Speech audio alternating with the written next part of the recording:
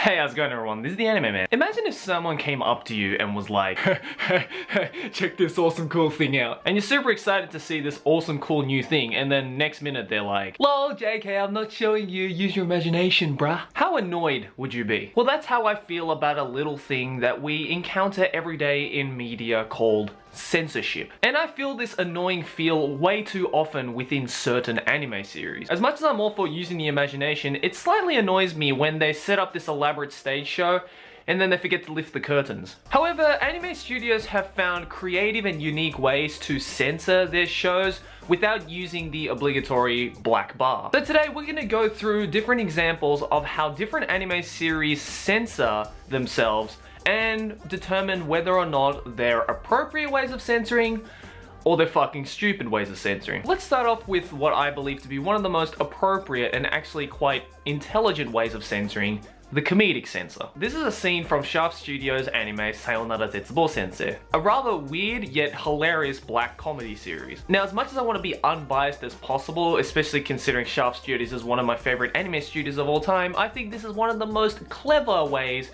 to censor your anime. Simply because it fits with the comedic parody feeling of the show itself. In case you're wondering who exactly the face is that is censoring all of the plot and goodness, this is the face of Maeda Kosaku, an assistant to the series' original manga author, Kumeta Koji. Now, I think this is pretty clever because not only is it funny and weird to see some dude's face that nobody has ever seen before to censor the goodness, but it turns into an inside joke of the people actually working on the series, as well as the people who know the original series in any way. It just goes to show that the studio is actually just having fun with itself while also trying to entertain and add comedic value to the black comedy show. GG Shaft, that's why I fucking love you. Another example of clever censorship is censorship using the setting of the shot. This particular shot from Neon Genesis Evangelion uses objects that are placed in the foreground of the shot to add a natural censorship, which adds to not only the authenticity of the shot, but also adds comedic value to the shot. And in one way, it gives the viewers a little bit of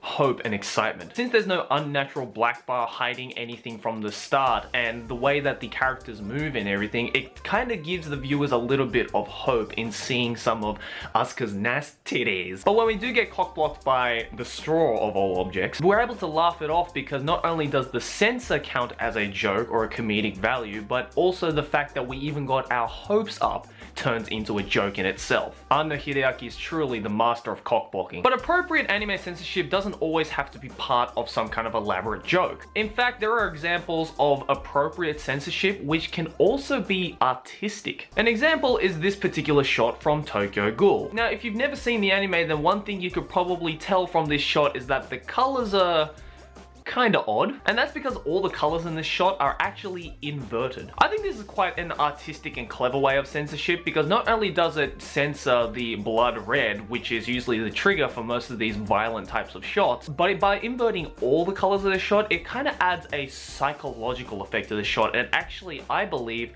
increases the dramatic feeling and tension of the context of the shot. And I mean, it definitely just looks a lot cooler than using a black bar to completely censor half the fucking screen, which unfortunately Tokyo Ghoul is a culprit of in some particular scenes. But I mean, hey, it certainly looks better than changing just the color of the blood. Like this shot from the censored version of School Days. I mean, seriously, don't try to make it look like, oh, Makoto died due to dehydration because this motherfucker sweats a lot. Now, we all know that's bullshit because we literally just saw the crazy bitch stab the shit out of him. Now, those are just some examples of what I would like to consider appropriate types of censorship in anime. But unfortunately, majority of the shows really get quite lazy when it comes to censorship. Let's go back to this shot of Tokyo Ghoul, which I touched upon earlier. I don't understand these shadow bars which are used to censor the entire shot. I mean, let's be real, they're literally just black bars. You could have just used a black bar and it would have been the same thing. I know they're trying to get it to look natural, like it's actually part of the shot, but when it covers the majority of the character, especially in quite an important context like this one, it really doesn't make much of a difference. But unfortunately, that's not the worst of the bunch. Check out this shot from Jojo's Bizarre Adventures. Here's a fun quiz. Let's figure out what the fuck's wrong with this shot. I mean, seriously, this is just horrible. You can see the smoke coming out of his mouth. I fucking wonder what the cause of that is. Not to mention that you can actually see other characters smoking as well, and scenes where the main character is actually involving himself in other what would be known as illegal activities without it being censored at all. Like this shot of the main character gambling, which is technically also just as illegal as whatever he's doing here. They didn't have a problem with censoring out his entire fucking mouth because he was smoking. But no, they couldn't be bothered to censor out an entire table because he was gambling. Toraburu is another series that takes these shadow barred censorship to the next level by using beams of light censorship. Now you can ask anybody, that beam of light, natural as hell. Look, I understand using things like the mist from a bathhouse scene like this one from Nisekoi. Since bathhouses can get quite misty, that the mist will naturally cover up and, you know, just happen to censor out these kinds of naughty bits. But these kinds of shots using these blinding beams of light make no fucking sense. First of all, where is this magical beam of light coming from? Is somebody with a really powerful spotlight just standing on the side getting ready to censor out whatever needs to be censored? Oh shit, nips! That was close, bruh. And then there is the use of these beams of light censorship for absolutely unnecessary reasons. Like this shot right here from Dansai Bunni no Crime Edge. Seriously, if anybody is following the context of the show, which you should be if you are watching the series, we know what's fucking happening. I mean, they even showed the needle going towards the arm. I wonder what fucking happens next. This scene is quite similar to the Jojo scene in that the use of censorship in these particular examples doesn't hide anything. In fact, by censoring out specific parts of a shot and leaving out other parts of the shot that will lead to a context clue as to what's happening underneath the censor bar, only draws attention to what is actually being censored when otherwise we really wouldn't give a shit. Do they really expect us to think, oh, she just placed the needle on the arm like that? Like, yeah, that's it. Nothing else, no. She didn't inject it, she just placed it there. Yeah, totally fine, totally innocent. Shut the fuck up. But sometimes anime gets quite creative with its censorship and looks to Photoshop. A perfect example is this shot right here from the original Sailor Moon anime, where they got busy in Photoshop and decided to raise the water level because, whoa, Usagi, that's too much cleavage, bro. Is it just me, or does the censored version of this scene right here actually make the scene more lewd? It makes Usagi look more like a lolly or underage and just makes this scene look more impure. I mean, if you're into that kind of stuff, then I'm not gonna stop you, but to me, it's a little bit more disturbing than seeing a little bit of Usagi cleavage. I understand the censorship of drug use, I understand the censorship of anime violence, but cleavage? I don't understand the over-obsession of studios censoring parts of the natural body. There are even some types of Photoshop censoring that have to deal with cultural references. I'm sure you're all familiar with the infamous jelly donut scene from the original Pokemon series, but that cringy censorship seems tame compared to the Western localization of the classic children's anime Doraemon, where they replaced all the chopsticks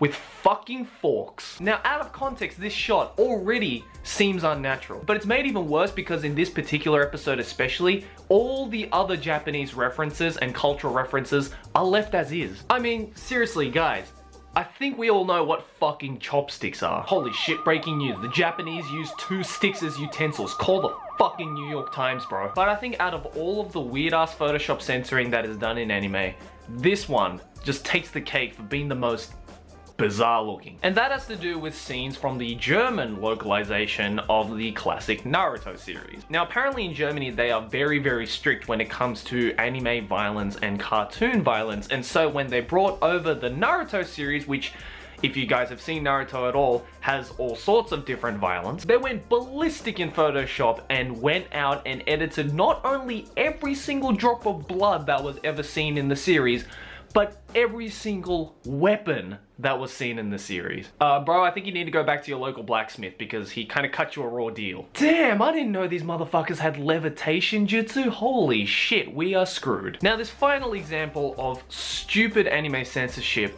doesn't aim to hide anything that's there, or doesn't aim to edit anything in Photoshop, but rather make it out so that it never existed in the first place. In the original Sailor Moon series, we were introduced to Sailor Uranus and Sailor Neptune, who we later find out are in fact a lesbian couple. Now, while same-sex relationships in anime aren't exactly the most groundbreaking concept ever, and a lot of people who watch anime and other cartoons aren't exactly the most homophobic people in the world, some people out there just found this same-sex relationship in a otherwise mainstream anime really quite problematic for the pure-hearted children. So what did they do? Well, when they brought Sailor Moon over to the Western audiences, they completely changed the story, and instead of making Sailor Uranus and Sailor Neptune a lesbian couple, they made them out to be, get this, cousins.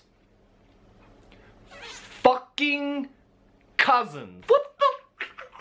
This was so baffling to me that at one point I was actually thinking of just making a What the Fuck Japan episode purely based on this, because I think this censorship is not only unnecessary and stupid, but fundamentally wrong. Because it's making it seem like same-sex relationships is a forbidden thing and a taboo thing, and it should be kept away as far as possible from the eyes and ears of the pure-minded children of the future. What a fucking cowardly thing to do. I have personal friends who are gay or are lesbians, and they're in gay and lesbian relationships, and guess what?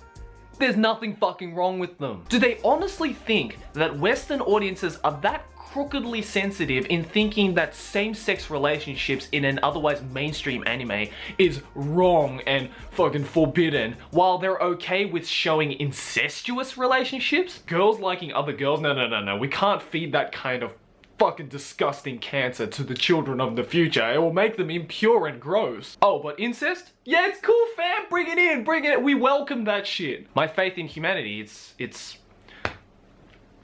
over there now. It's gone. So guys, let me know, what do you think of these kinds of unnecessary and stupid types of censorship in anime? Also, can you find any more weird or creative or absolutely stupid and unnecessary types of censorship that I didn't mention in this video? Also guys, let me know all that kind of stuff in the comments below. And hey, if you want to check out any of the series that I did mention in today's video, then I suggest you head on over to Crunchyroll, because they offer 1080p ad-free anime that comes out only an hour after it gets released in Japan, but you can only do that if you sign up for a premium Crunchyroll membership.